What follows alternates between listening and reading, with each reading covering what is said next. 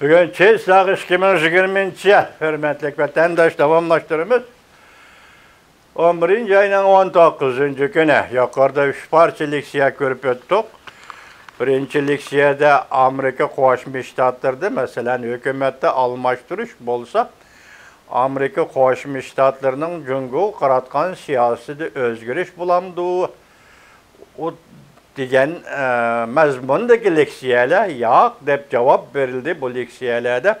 Biz sizlarga uzundan beri so'zlab kelayotgan leksiyalarimizni növbətdəki jungo siyaseti Amerika Qo'shma Shtatlarining Amerikada ishga partiya va davlat majlisining o'rtaq ko'z qarashi, o'rtaq tonishi asosida, ya'ni jungoning mohiyatini bilish, jungoning hozirgi siyosati asosligi hozirgi nazarda kengaymichilik qilish, uningdan keyin kishilik huquq.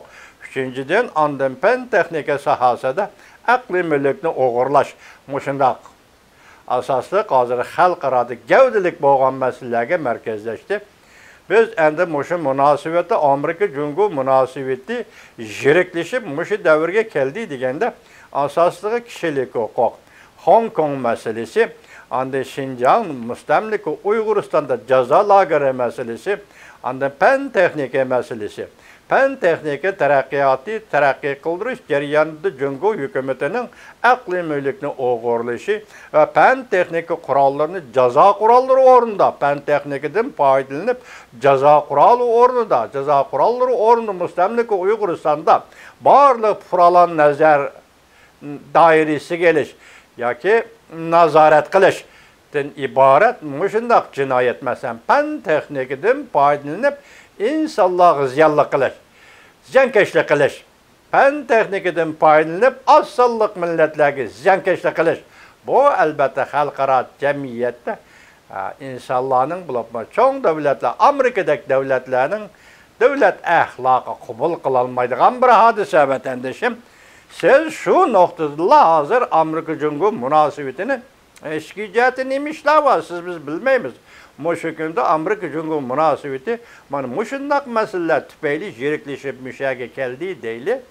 Haqiqatan biz bu keyingi vaqtlarda masalan 70 yillikni hisoblamayli Amerika jungo ikki davlat diplomatik munosabat o'rnatgan 40 yil mobaynida tunji qatam prezident Trump 4 yil ichida jungo siyosatini nayti keskin, nayti konkret o'tirg'a olib chiqdi. Bu sizga tanishlik, bizga tanishlik. Masalan, davlat islohoti Mike Pompeo keyingi 2 yil ichida Xinjiang masalasi, Uyg'ur masalasi, jazo lageri masalasi, kishilik huquq masalasi, Hong Kong masalasi, kishilik huquq masalasi, oliy avtonomiya masalasi, hamma narsa so'zlab keldi degan gap. Lekin jungo buning quloqni yo'pirib oldi, balki aksicha texmi devaylab keldi. Tehmet devaylab o'zining kuchini ko'rsatib, dunyoga o'zining kuchini ko'rsatib, akan qarag'ayib birinchi deydigan yerga keldi. Shunga endi yuqorqi leksiyada bugungi kunda agar Amerikada hukumat olmasa, siyosat qandoq bo'ladi degan masalaga ishga olim aniq javob berib o'zgarmaydi. Amerikaning jungo siyosati o'zgarmaydi, faqat konkret vositalar va metodlarda o'zgarish bo'lishi mumkin degan xulosani chiqardi. Endi men bu yerga chiqishdim, biron yetib kelgan bir xabarda vatandosh diqqat qiling. 12 kuni 11 ayning 12 kuni esingizda bor. Davlat islohoti Mike Pompeo dediki, Tayvan jungoning zamini emas. Buningda Tayvanda az jungoda partiya ichida inkosli emas, xalq ichidagi inkosli emas. Uni qisman oldi siz biz ko'rib turibmiz, lekin jiddiy inkoslardan bizning xabarimiz yo'q. Bu haqiqatan eg'ir gap masalan, shunday deyishdik. Endi dal musha paytda mushtariki davlat ishlar kadma davlat majlisida Amerika Qo'shma Shtatlar davlat majlisida Pat Tommy, senator Pat Tommy nima debdi? 20 kuni Amerika jungo kechiradi. Amerika Tayvan o'rtasida savdo suhbati boshlandi. Mushuning oldi keyinda oldi 19 bo'lib bo'ldi hamda musohbat jarayonida va keyingi bir necha kun ichida degandek Tayvanning prezidenti Tsai Ing-wenni Amerikaga taklif qilish. Siz shu vaqt o'ylab boqing, 12 kuni dedi Tayvan Cungo'nun zemini emas. Gap joyida to'xtab qolmaydi vatandosh. Bu gapning konkret harakat ifodasi bo'lishi kerak. Tayvan Cungo'nun zemini emas. Onun konkret harakat ifodasi bugün Pat Tommi, senator Pat Tommi'nin teklifi bo'yicha Prezident Tsai Ing-wenni Amerikani ziyorat qilishga taklif qilish. Agar mushu ish oshadigan bo'lsa, o'tganlar deb keldik, agar bilan. Biroq u agarlarimiz oyoqda qilib, nayta qattiq siyosat o'tirg'in chiqdi.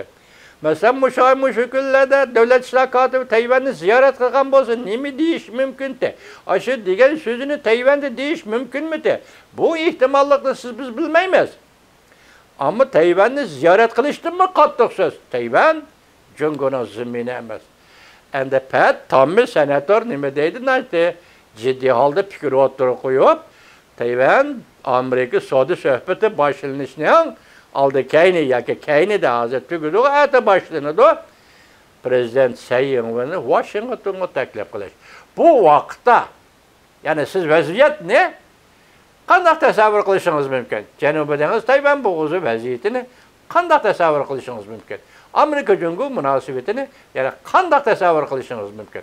Alloh xolisa vatandosh, ata siz bilan biz uchrashganda bu nuqtada fikr qilamiz vatandoshlar.